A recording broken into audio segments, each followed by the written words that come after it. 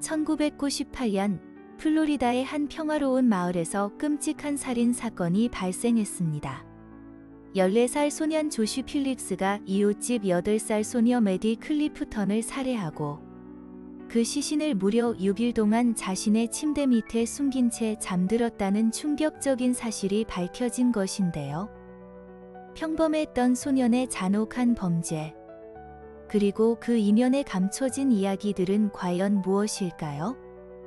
오늘 우리는 조시 필립스 사건의 전말을 심층적으로 파헤쳐 보겠습니다. 1998년 11월 3일 플로리다의 한 평화로운 마을에서 8살 메디 클리프턴 양이 갑자기 실종되는 사건이 발생했습니다. 메디의 부모님은 저녁 식사 시간까지 딸이 돌아오지 않자 즉시 경찰에 신고하며 애타게 딸을 찾았습니다. 마을 전체가 메디를 찾기 위한 수색 작업에 나섰고 이웃 주민들과 자원봉사자들까지 발벗고 나섰습니다.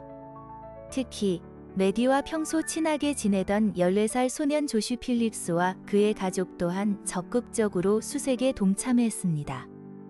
메디의 부모님은 조시가 자신들의 딸을 해쳤을 것이라고는 상상조차 하지 못할 정도로 그를 신뢰했습니다. 모두가 메디가 무사히 돌아오기를 간절히 바라는 마음으로 밤낮 없이 수색을 이어갔습니다. 하지만 실종 엿새째인 11월 9일 충격적인 발견이 이뤄졌습니다. 조시의 어머니가 아들의 밤을 청소하던 중 침대 매트리스 밑에서 이상한 냄새를 맡고 이불을 들춰본 것입니다. 그곳에는 비닐에 쌓인 채 숨겨져 있던 메디 클리프턴의 시신이 있었습니다. 어머니는 아들의 침대 밑에서 사라졌던 메디의 시신을 발견하고는 경악을 금치 못했고 곧바로 경찰에 신고했습니다. 이 끔찍한 진실이 밝혀지면서 온 마을은 충격과 슬픔에 잠겼습니다. 아무도 예상치 못했던 살인 사건의 전말이 서서히 드러나기 시작했으며 모든 의심은 침대 밑에 시신을 숨겨두고 그 위에서 잠들었던 14살 소년 조시 필립스에게 향했습니다. 이 충격적인 사건은 작은 마을을 뒤흔들었을 뿐만 아니라 미국 사회 전체에 큰 파장을 불러일으켰습니다. 그날 아침 14살 조시 필립스의 부모님이 집을 비운 사이 이웃집 8살 소녀 메디 클리프턴이 조시를 찾아왔습니다. 메디는 조시에게 평소처럼 함께 마당에서 야구를 하자고 제안했고 조시는 이를 흔쾌히 수락했습니다. 두 아이는 즐겁게 야구를 하던 중 예상치 못한 사고가 발생했습니다. 조시가 던진 야구공이 실수로 메디의 눈을 강타한 것이죠. 메디는 큰 소리로 비명을 지르며 울기 시작했고 조시는 극심한 공황 상태에 빠졌다고 진술했습니다. 그는 메디의 울음소리가 이웃에게 들리거나 혹은 부모님에게 발각되어 혼이 날까 봐 극도로 두려워했다고 합니다. 순간적인 공포에 휩싸인 조시는 무심코 손에 들고 있던 야구방망이를 휘둘러 메디의 머리를 가격했습니다. 충격을 받은 메디를 황급히 집 안으로 끌고 들어와 자신의 침대 매트리스 아래에 숨겼습니다. 잠시 후 부모님이 귀가했고 조시는 매트리스 밑에 숨겨진 메디가 아직 의식이 있는 채로 신음하고 있다는 사실을 알게 되었습니다. 그는 더욱 큰 공포에 사로잡혀 결국 최악의 선택을 하고 말았습니다. 조시는 레더맨 멀티툴에 있는 칼을 이용해 메디의 목을 긋고 가슴을 무려 7차례나 찔러 살해했습니다. 이 모든 끔찍한 일은 단 하루 만에 벌어졌고 이후 메디의 시신은 6일 동안 조시의 침대 밑에 숨겨져 있었습니다.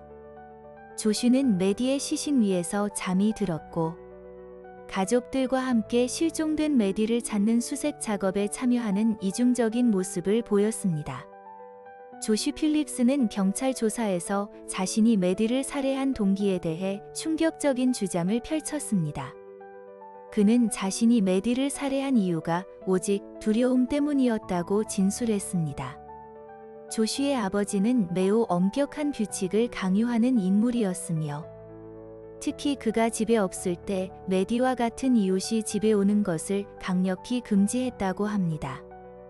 메디가 자신의 부모님이 안 계신 동안 찾아와 야구를 하다가 다쳤고 그 사실이 아버지에게 알려질까 봐 극도로 두려워했다는 것이죠. 조쉬는 자신의 아버지가 상습적인 폭력적 성향을 보였으며 약물 및 알코올 중독으로 인해 가정 내에서 공포 분위기를 조성했다고 증언했습니다. 가족 전체가 그의 폭력에 대한 두려움 속에 살았다는 것입니다. 그는 메디의 울음소리가 아버지에게 들릴까? 혹은 사고 사실이 발각되어 아버지로부터 폭력적인 처벌을 받을까 봐 순간적인 공포에 휩싸여 끔찍한 범행을 저질렀다고 주장했습니다. 즉, 엄격하고 폭력적인 아버지에 대한 두려움과 그로 인한 처벌의 공포가 그의 살해 동기였다는 것입니다. 이러한 주장은 조쉬의 변호인 측에서도 중요한 항변 근거로 제시되었습니다. 과연 그의 주장은 어디까지 진실이었을까요? 아니면 끔찍한 살인에 대한 단순한 변명에 불과했을까요? 그의 가정 환경이 범행에 어떤 영향을 미쳤는지는 여전히 많은 논란을 불러일으켰습니다. 하지만 검찰 측은 조쉬 필립스의 범행에 다른 동기가 있었을 수 있다고 의심했습니다.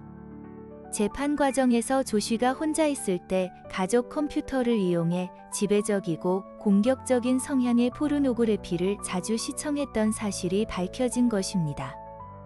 비록 이 포르노그래피 시청 기록은 재판에서 직접적인 증거로 채택되지는 않았지만 검찰은 이를 조쉬의 잠재된 성적 동기와 연결 지으려 했습니다. 또한 메디의 시신이 발견되었을 때 하의가 벗겨지고 셔츠가 말려 올라간 상태였다는 점도 성적 의도를 시사하는 정황으로 지목되었습니다. 조쉬는 시신을 끌고 다니는 과정에서 옷이 벗겨진 것이라고 주장했지만 검찰은 이를 의심스러운 부분으로 간주했습니다. 더욱이 조쉬가 메디의 언니인 제시 클리프턴에게 과거 성적인 이야기를 했던 적이 있으며 검찰은 그가 제시에게 성적인 집착을 가지고 있었을 가능성을 제기했습니다. 그러나 부검 결과 메디에게서 성폭행의 물리적 증거는 전혀 발견되지 않았습니다. 이로 인해 조쉬의 범행 동기는 단순히 아버지에 대한 두려움뿐만 아니라 잠재된 성적 동기가 복합적으로 작용했을 가능성에 대한 논란을 남기게 되었습니다. 이러한 성적 동기 논란은 재판 과정에서도 중요한 쟁점이 되었으며 조쉬의 유죄 여부와 양형에 대한 대중의 시선에 큰 영향을 미쳤습니다. 명확한 성폭행 증거가 없었음에도 불구하고 정황 증거들은 이 사건의 복잡성을 더욱 심화시켰습니다. 1999년 조쉬 필립스는 14살이라는 어린 나이에도 불구하고 성인으로 기소되어 1급 살인죄로 유죄 판결을 받았습니다. 당시 그는 16세 미만이었기 때문에 사형은 선고되지 않았지만 가석방 없는 종신형이 선고되며 사실상 남은 생을 감옥에서 보내게 될 운명에 처했습니다. 그러나 그의 어머니는 아들의 어린 나이가 양형에 더 큰 영향을 미쳤어야 한다며 2002년에 새로운 재심을 요청했습니다. 시간이 흘러 2008년에는 당시 조쉬에게 종신형을 선고하는데 가장 큰 책임을 졌던 2명의 사법 관계자가 2급 살인죄 선처를 제안하지 않은 것을 후회한다고 밝혀 논란이 일기도 했습니다. 결국 2016년 조쉬의 변호인단은 성공적으로 새로운 선고 공판을 이끌어냈습니다. 이 공판에서 메디의 어머니는 조쉬의 원심 선고가 그대로 유지되어야 한다고 강력히 요청했지만 조쉬는 2023년부터 형량 재검토가 가능한 종신형으로 재선고받았습니다. 교도소에 수감된 조쉬는 검정고시를 마치고 대학 과정을 이수했으며 현재는 법률보조원으로 일하며 다른 수감자들의 항소를 돕고 있습니다. 그는 수감 생활 중에도 학업과 사회활동에 참여하며 변화하려는 노력을 보였습니다. 2025년에는 형량 재검토 절차를 시작했으나 2026년 5월 6일 그는 전문적인 심리 상담이 필요하다는 이유로 재검토 신청을